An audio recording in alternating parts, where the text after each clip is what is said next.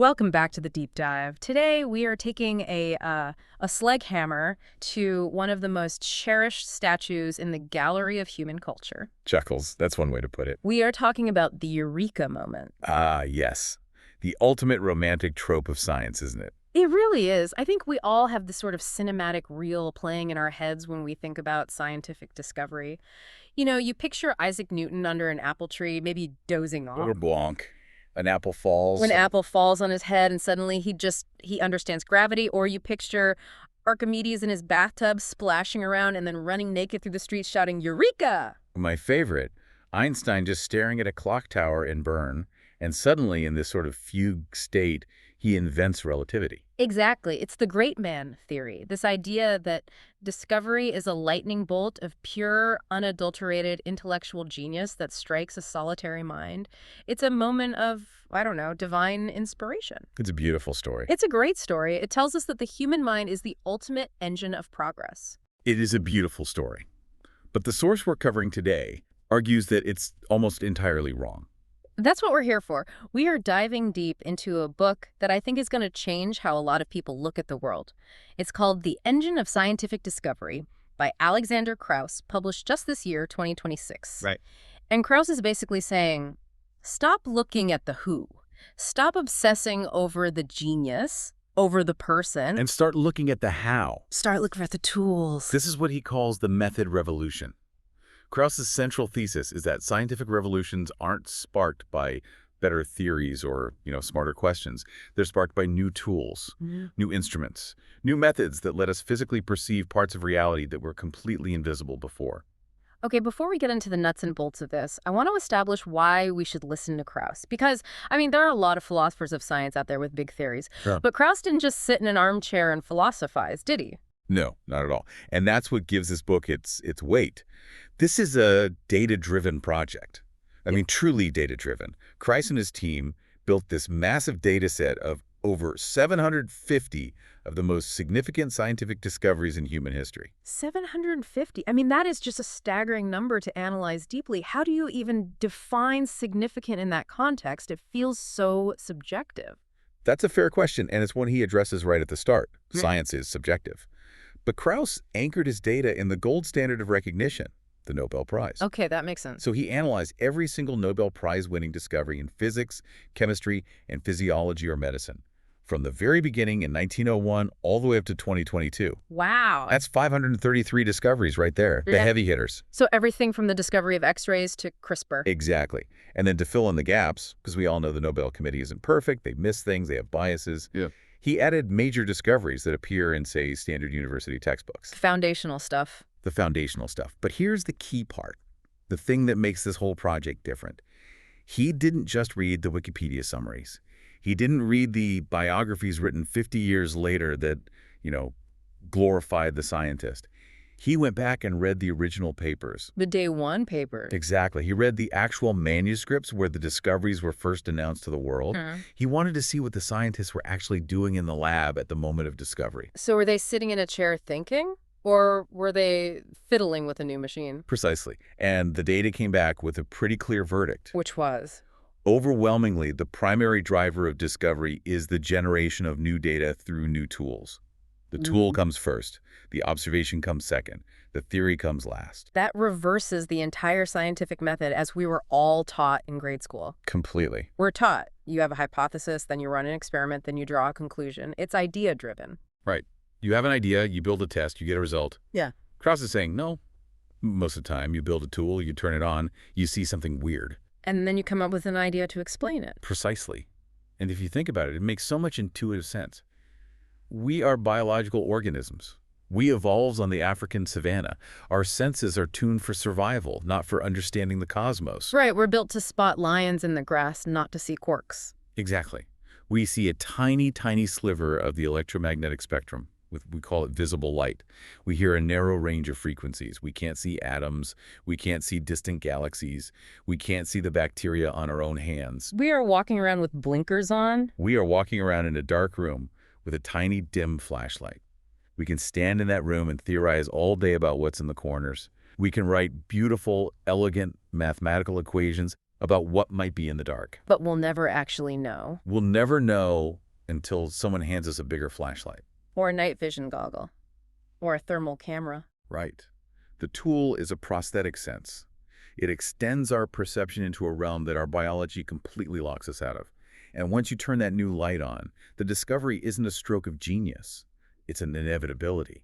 You see what's there because the tool finally allows you to see it. I want to dig into the historical context here because the book opens with two examples that just perfectly set the stage. One from the micro world, the absolute smallest thing we can imagine, and one from the macro world. Let's start with the micro, the story of DNA. This is the whole grail of 20th century biology.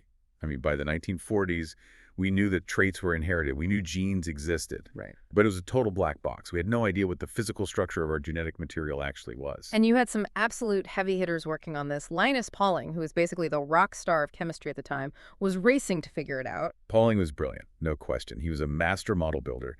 He used his incredible understanding of chemistry to build these physical models of what he thought DNA looked like.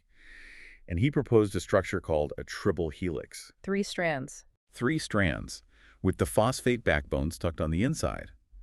Now, without getting too bogged down in the chemistry, this was physically impossible. Why? The negative charges on the phosphates would have repelled each other so strongly that the molecule would have basically exploded. Pauling, the genius, got it fundamentally wrong because he was working from theory down to reality. He was guessing. He was making a very, very educated guess, but a guess nonetheless. Meanwhile, in London, you have Rosalind Franklin taking a completely different approach. She wasn't guessing. She wasn't guessing. She was using a tool called X-ray crystallography. Now, we hear this term X-ray crystallography a lot in science history, but I feel like we rarely explain what it actually is. Why X-rays? Why couldn't they just put DNA under a really powerful microscope and look at it? That is the crucial question. It comes down to the physics of waves. To see an object, you have to bounce a wave off of it.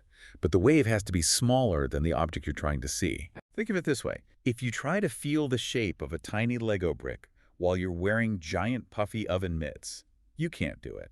The mitts are too big. Your resolution is too low. Right. You can't feel the details. Exactly. Visible light, the light our eyes use, has a wavelength that's thousands of times larger than a single atom. If you shine regular light on a DNA molecule, the light wave just washes over it like a tsunami over a pebble. It doesn't bounce back with any useful information. So you need a wave with a much, much smaller wavelength. You need X-rays. Their wavelength is on the same scale as the spacing between atoms. But here's the catch, and this is why it's so difficult. You can't focus X-rays with a simple glass lens. You can't take a photograph in the traditional sense. So what was Rosalind Franklin actually looking at? What did she see? She was looking at a diffraction pattern. It's a very indirect way of seeing. She had to first crystallize the DNA fibers, which is an incredibly difficult art form in itself, and then she fired a very fine beam of X-rays through them. The X-rays hit the atoms in the crystal and scattered, creating a pattern of dots on a piece of photographic film placed behind the crystal. And this is the famous Photo 51. That's the one. And to you or me, if you look at Photo 51, it looks like a fuzzy letter X made of blurry dots. It looks like a Rorschach test, honestly. It doesn't look like anything. But to a trained crystallographer, that X is the mathematical signature of a helix. It couldn't be anything else. It's the shadow of the spiral. It's the shadow of the spiral, exactly. The spacing of the dots tells you the pitch of the helix. The intensity of the dots tells you where the heavy atoms are. When Watson and Crick saw that image, which Franklin had produced with her tool, they didn't have to guess anymore. The data gave them the answer. The image provided hard constraints. They knew it had to be a double helix because the math of that diffraction pattern wouldn't allow for a triple helix or a quadruple helix or anything else. The tool forced the theory. So the theory of the double helix didn't come from a dream. It was reverse engineered from the data provided by the X-ray camera. Completely. Without that tool, we might still be arguing about triple helices today. The genius was in interpreting the data the tool provided. That is a perfect example of the method revolution. Okay, let's zoom out, way, way out, to the expanding universe. Because this challenges an even bigger name, Albert Einstein. The biggest name. In the early 20th century, the overwhelming consensus supported by Einstein himself was that the universe was static. It was fixed. It was eternal. It wasn't getting bigger. It wasn't getting smaller. It just was. And Einstein was so committed to this idea that he actually kind of broke his own math to keep it that way, right? He did. When he first formulated the equations for general relativity, the math itself suggested that gravity should be pulling the entire universe inward. It should be collapsing under its own weight. Which it clearly wasn't. Right. So to stop it from collapsing in his model, he added a fudge factor. He called it the cosmological constant, represented by the Greek letter lambda. It was this mysterious repulsive force that perfectly pushed back against gravity just enough to keep everything still. He invented a new force just to save his philosophy of a static universe. He did. And then came the tool. The Hooker telescope at Mount Wilson Observatory in California, 100 inches in diameter. At the time, it was the largest eye humanity had ever built. It was a monster. And Edwin Hubble gets the keys to this new machine. He does. And he starts looking at these faint, fuzzy patches of light they called nebulae, which we now know are entire other galaxies, millions of light years away. And he doesn't just look at them. He uses another tool on top of the telescope, a spectrograph. Which takes the light and breaks it down. Breaks it into a rainbow, like a prism. But here's the magic. Different elements absorb light at very specific frequencies. So the rainbow isn't smooth. It has these little black lines in it. Barcodes. Fingerprints. Perfect analogy. Hydrogen has a specific barcode. Helium has its own barcode. So you can look at the light from a distant galaxy and know exactly what it's made of by reading these barcodes. But Hubble noticed something else, something weird. He noticed that the barcodes were shifted. For almost every galaxy he looked at, the entire barcode pattern was moved toward the red end of the spectrum. The redshift. The redshift. It's the Doppler effect, but for light. You know how when an ambulance drives past you, the siren sounds high-pitched as it comes towards you? And then the pitch drops way down as it passes. Exactly. The sound wave literally gets stretched out as it moves away from you. The same thing happens to light. If a galaxy is moving away from you, its light waves get stretched out and they look redder. And Hubble realized they were all redshifted. Almost all of them. They were all moving away from us. And this was the real kicker. The farther away a galaxy was, the faster it was moving away. The universe was expanding. It was exploding outward. The static universe was dead. And Einstein didn't change his mind because someone came up with a better philosophical argument. He changed his mind because Hubble pointed at the spectrograph data and said, look. The data forced the change. Einstein himself later visited Mount Wilson, looked through the telescope, and famously called the cosmological constant his biggest blunder. But again, it wasn't a blunder of intellect. It was a blunder of blindness. He couldn't see the expansion, so he assumed it wasn't there. The tool corrected the genius. This brings up a really interesting debate about how science progresses. I remember in college reading Thomas Kuhn's The Structure of Scientific Revolutions, and his whole vibe was that science is violent. It's a series of, like, smash and grabs. Right. You have a paradigm, like the static universe, it breaks and you replace it with a totally new one, like the expanding universe. You throw out the old statues and build new ones. Kuhn is the giant of this field. His idea of paradigm shifts is, it's fundamental to how we talk about scientific history. He argued that paradigms are incommensurable, meaning when you switch from Newtonian physics to quantum physics, you're basically speaking a different language. You can't even compare them. It's a revolution. But Krauss looks at his data, his 750 discoveries, and says, hold on, Kuhn is wrong. Or at least, he's only looking at half the picture. He says Kuhn is focusing on the wrong thing. If you focus on the theories, yes, it can look like we change our minds a lot. We used to think the Earth was flat. Now we know it's round. We used to think disease was caused by bad air or miasma. Now we know it's germs. Those look like revolutions. But Krauss says to focus on the tools. Exactly. And if you look at the tools, science is deeply, profoundly cumulative. We almost never throw a tool away. That's a great point. We didn't stop using telescopes when we built radio telescopes. We didn't stop using optical microscopes when we built electron microscopes.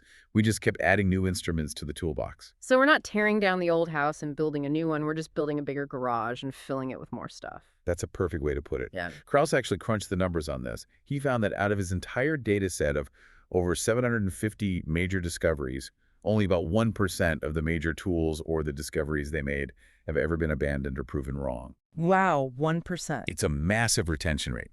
It suggests that science is this stable, growing structure of methods, not a chaotic series of revolutions where we're constantly burning the past. I find that incredibly reassuring, actually. It means we really are building something solid. So let's talk about this toolbox. If we are hoarding all these instruments, which ones are the most important? Krauss actually ranks them. He does. He identifies the top 10 list of tool families that have driven the most discoveries in history. Yeah. And it's a who's who of scientific hardware. Okay, lay it on us. Who takes the gold medal? The microscope, by a country mile. The ability to see the small has driven more breakthroughs than any other single capability. But the list also includes telescopes, of course, spectroscopes, X-ray methods, particle accelerators, Big stuff. the big stuff, and also separation technologies like centrifuges and chromatography, which are maybe less glamorous but absolutely essential. It's basically a hardware store for geniuses. And importantly, he includes statistical methods and computers. Because not all tools are made of glass and steel. Some are tools for the mind. I want to zoom in on the microscope again because the story of the electron microscope in the book is, frankly, it's both heartbreaking and incredibly inspiring at the same time. It's the story of Ernst Ruska. This is one of my favorite case studies in the whole book. It just perfectly illustrates the struggle and the power of the toolmaker. So, you have to set the scene. It's the early 1930s. Biology is stuck. Stuck how? We have optical microscopes using glass lenses and visible light, but we've hit a hard physical wall. It's called the Abbe diffraction limit. Physics said stop. Physics said you simply cannot resolve 2 points that are closer together than about half the wavelength of the light you are using. Since the wavelength of visible light is about 500 nanometers, anything smaller than about 200 nanometers is just a blur. You can't see it. And viruses are smaller than that. Viruses are smaller, proteins are smaller. The entire internal machinery of the cell, all of it was completely invisible. Biologists knew this stuff was there, but they were blind. They couldn't see it. Enter Ernst Ruska. Now, based on the great man theory, I'd expect Ruska to be some gray-haired, distinguished professor at Oxford or Cambridge with a massive government grant. Chuckles. Not even close. In 1933, Ernst Ruska is a 26-year-old student at the Technical University of Berlin. He's working on his PhD. He's unpaid. He is living on a tiny stipend. Unpaid. That detail just kills me every time I read it. He's a total nobody in the academic hierarchy. But he understands physics. He knows that electrons behave like waves, thanks to the recent work of Louis de Broglie. And he knows that the wavelength of an electron is about 100,000 times shorter than visible light. So if you can build a microscope that sees with electrons instead of light, you can see things 100,000 times smaller. In theory. But building a lens for electrons is a total nightmare. You can't use glass. Electrons can't pass through glass. You have to use magnetic fields. You have to build these huge, powerful electromagnetic coils to bend the electron beam. Ruska builds this thing. It looks more like a cannon than a microscope. In a university basement, basically on a shoestring budget. And it works. It works. He captures the first images ever taken with an electron beam. He shatters the diffraction limit. Suddenly, the entire nanoverse is open for exploration. He gave humanity the eyes to see our invisible enemies. Polio, smallpox, HIV, we can see them and fight them because of Ruska's tool. And here's the kicker. He built it in 1933. The biologists who used his machine, or later versions of it, they started winning Nobel Prizes in the 1940s and 50s for discovering viruses and cell structures. Do you know when Ernst Ruska won his Nobel Prize? I have a feeling it was a long time later. 1986. 1986. That is, what, 53 years later? 53 years. He was an old man. It's such a stark reminder of how science values the discovery over the method. The person who uses the new lens to find a new planet gets the glory instantly. The person who spent a decade in a basement grinding that lens waits half a century. That seems to be a recurring theme. The toolmaker is the unsung hero. But there is another pattern Krauss identifies that I find fascinating. The tool that travels. Ah, the interdisciplinary web. This is so crucial. We tend to think of science in silos. There's the physics building, the chemistry building, the biology building, and they don't talk to each other. They speak different languages, use different jargon. They do. But the tools, Krauss argues, speak a universal language. Sure. He shows that tools are constantly migrating, usually from the hard sciences like physics into the soft sciences like biology or even archaeology. Okay, give us the best example of a tool packing its bags and moving to a new field. Radiocarbon dating is the absolute classic. Willard Libby. He's a physical chemist. He worked on the Manhattan Project. He deals with isotopes, radiation, Geiger counters. He is about as far away from Indiana Jones as you can possibly get. Right, he's not out in the field digging up mummies. No. But he realizes that carbon-14, a radioactive isotope of carbon, is in the atmosphere, and it decays at a very predictable rate. Its half-life is about 5,730 years. And he realizes that living things like trees or people are constantly taking in carbon while they're alive, but they stop as soon as they die. So you have a clock, a radioactive clock that starts ticking at the moment of death. You have a clock. So if you can measure the ratio of carbon-14 left in, say, an ancient bone or a piece of wood from a tomb, you can tell how old it is. And to measure that tiny amount of radiation, he uses a Geiger counter, a tool invented for nuclear physics. Exactly. He takes a physics tool, applies a chemistry concept, and completely revolutionizes archaeology and history. Before Libby, archaeologists were basically just guessing dates based on style. Oh, this pottery looks like it's from the early period. After Libby, they had a stopwatch. It Oh. rewrote the timeline of human history. It proved that civilizations in Europe developed independently from those in the Middle East. It was a massive upheaval. But it only happened because a chemist used a physics tool to solve a history problem. It really makes you wonder what tools are just sitting in a physics lab right now, gathering dust, that could cure cancer if only a biologist knew they existed. That is the trillion-dollar question. Krauss argues that so much of the low-hanging fruit in science isn't about inventing something new. It's just about grabbing a tool from the shelf next door.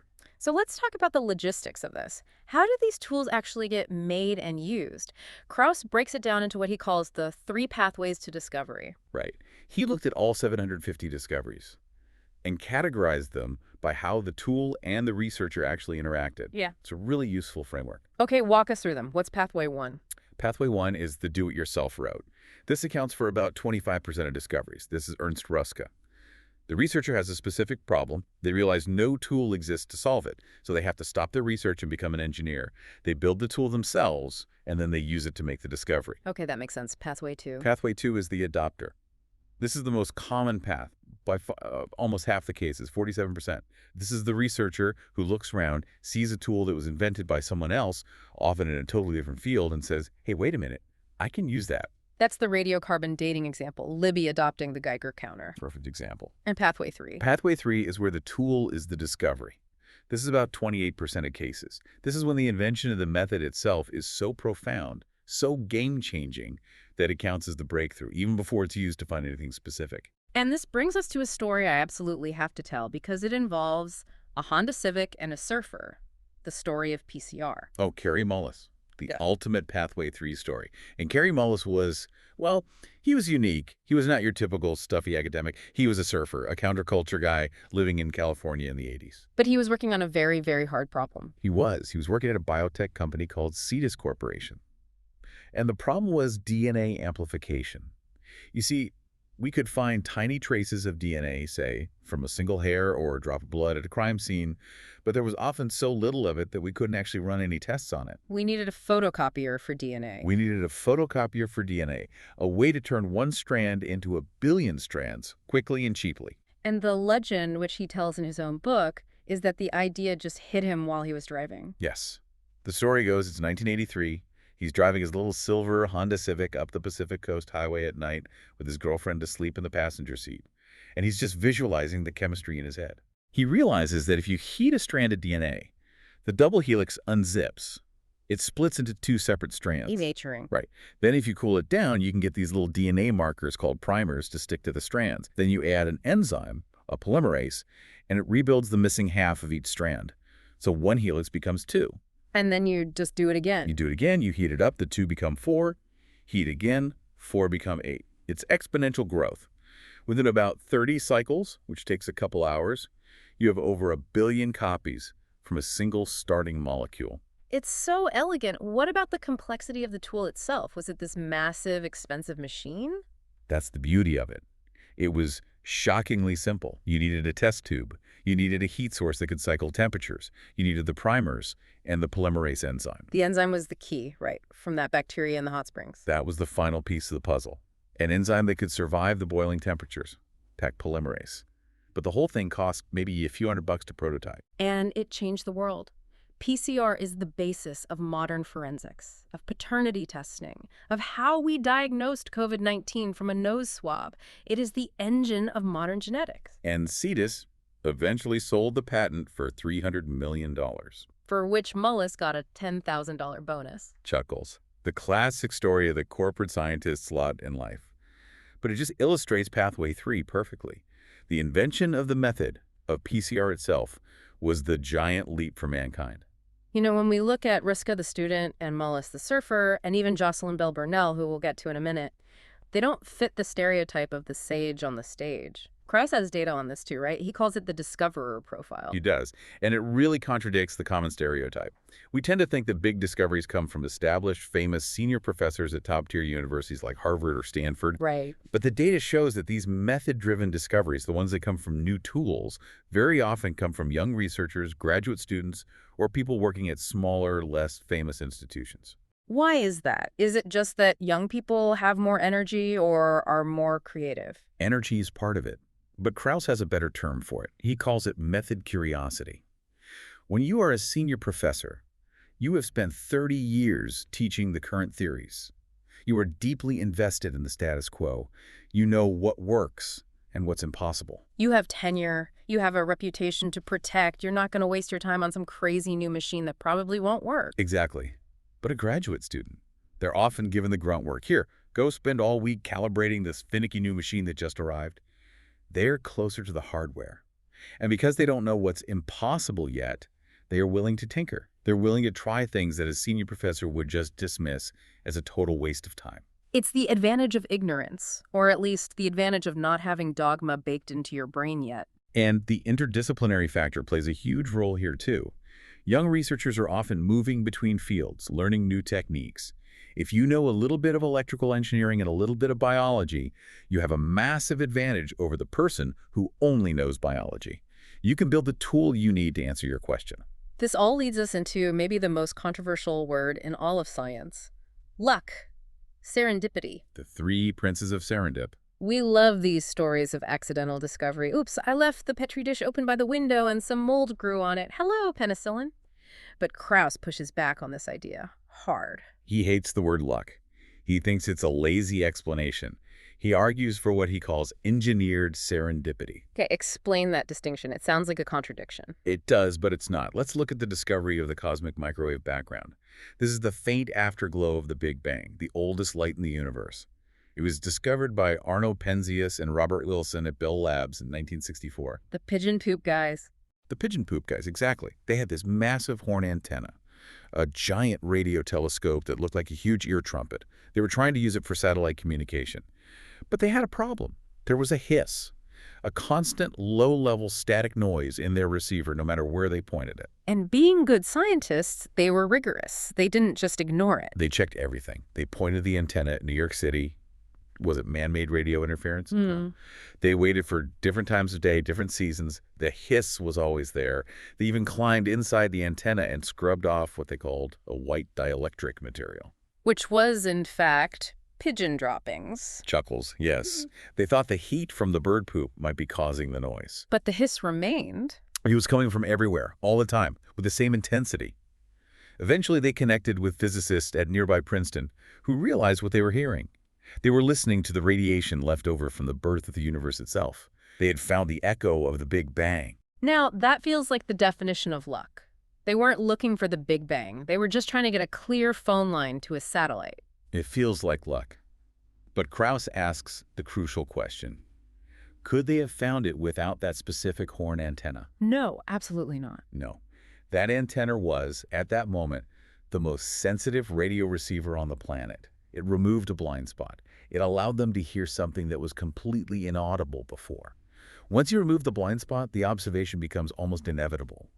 The luck is just the probability of noticing what is already there, now that you can finally perceive it. So the tool creates the conditions for the accident to happen. It engineers the serendipity. It's like walking through a field with a metal detector. Finding a rare gold coin might feel lucky, but you never would have had the chance to find it without the detector. The tool is what makes the luck possible. This applies to Wilhelm Röntgen and the discovery of X-rays, too. Totally. He wasn't looking for X-rays. He was just playing around with a cathode ray tube in a dark room, but he had the tube, and he happened to notice that a fluorescent screen nearby started to glow.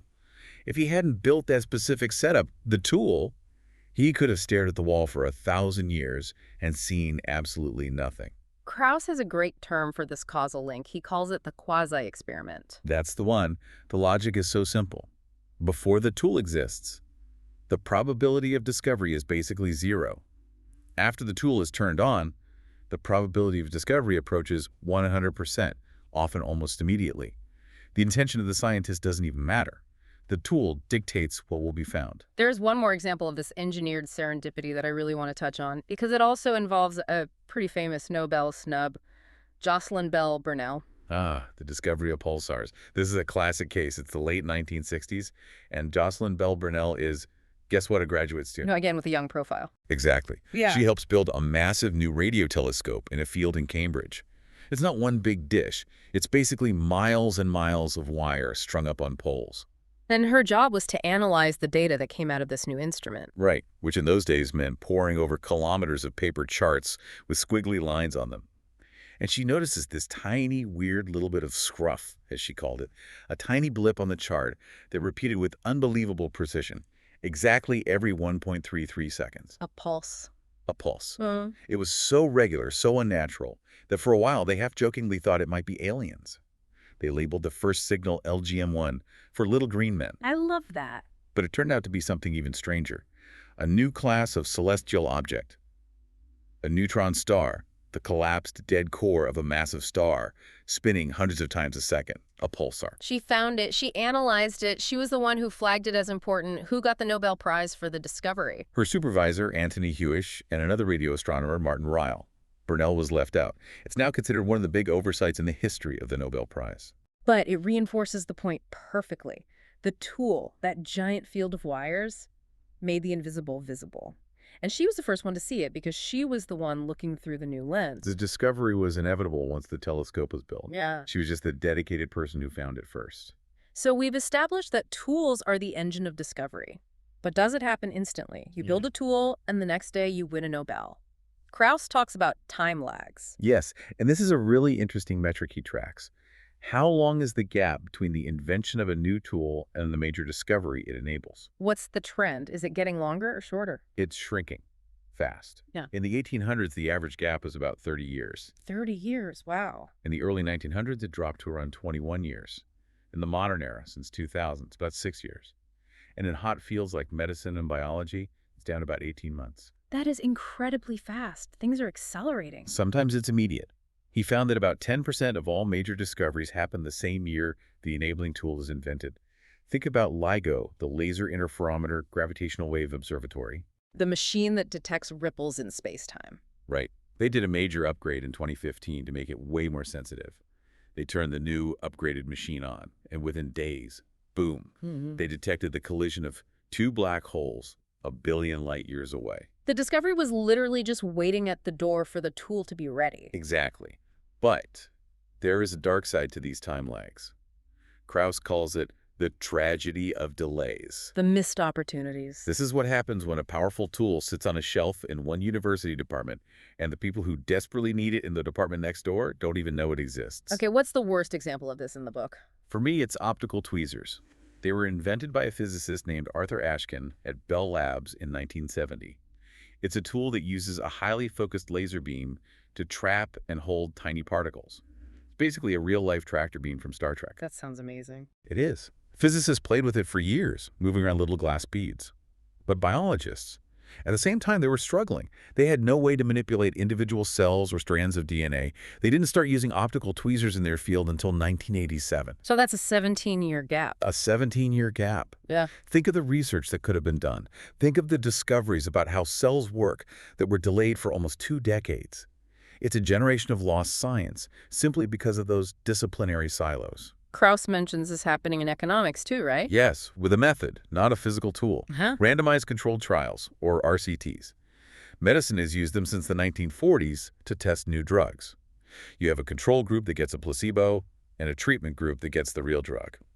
It's the only way to know for sure if something actually works. It's the gold standard. It is. But economists who were trying to figure out the best ways to fight global poverty didn't really start using RCTs to test their policies until the early 2000s.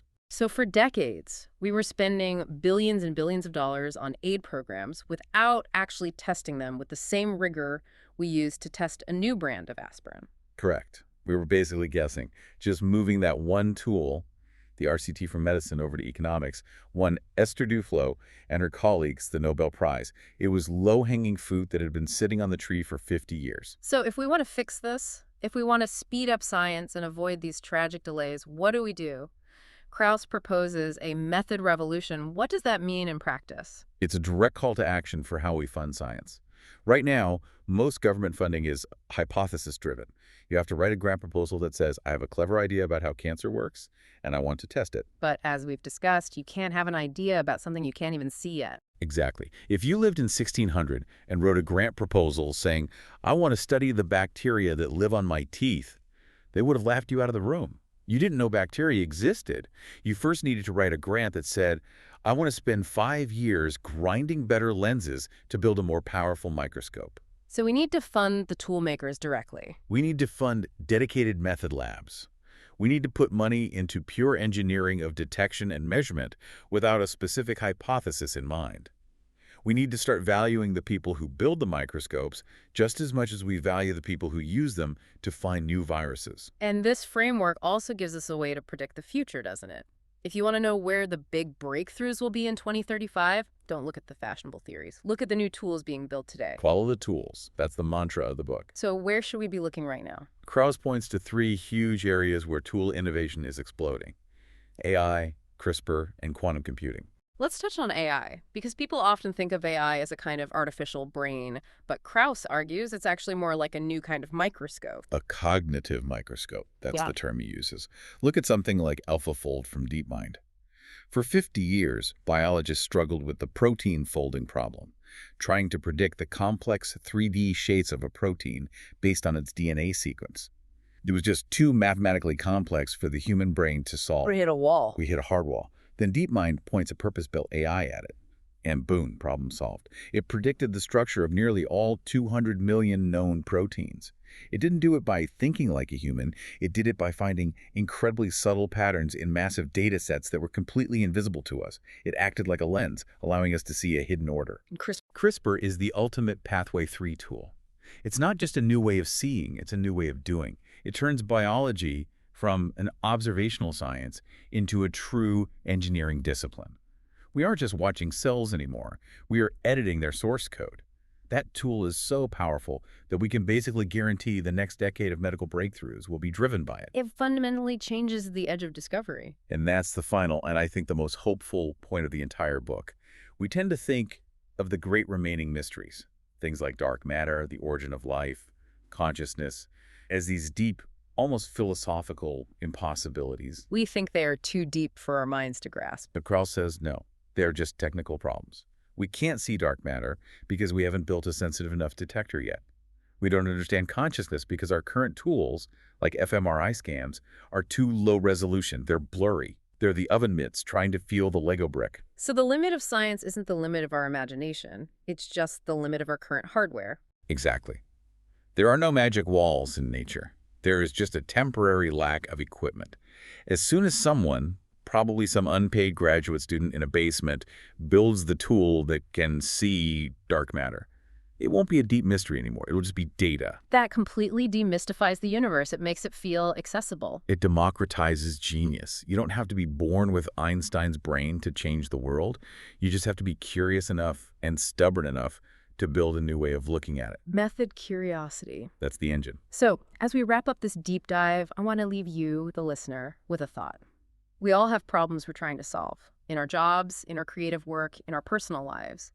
And we usually try to solve them by thinking harder, staring at the wall, waiting for that lightning bolt of inspiration. The genius trap. The genius trap. But what if the solution isn't about having a better idea? What if the blockage you're facing is actually about finding a better tool? Are you trying to tighten a screw with a hammer? Exactly. Are you trying to see the stars with a magnifying glass? Maybe the breakthrough you need isn't going to come from inside your own head. Maybe it's sitting on a shelf in a different department or in a different field entirely. Maybe you need to stop thinking and start building. Don't wait for the lightning to strike. Mhm. Go out and build the lightning rod. I love that. The book is Alexander Krauss, The Engine of Scientific Discovery. It's a book that makes you want to go out and buy a soldering iron. Or at the very least, take a long walk through a hardware store. Thanks for diving deep with us. We'll see you next time.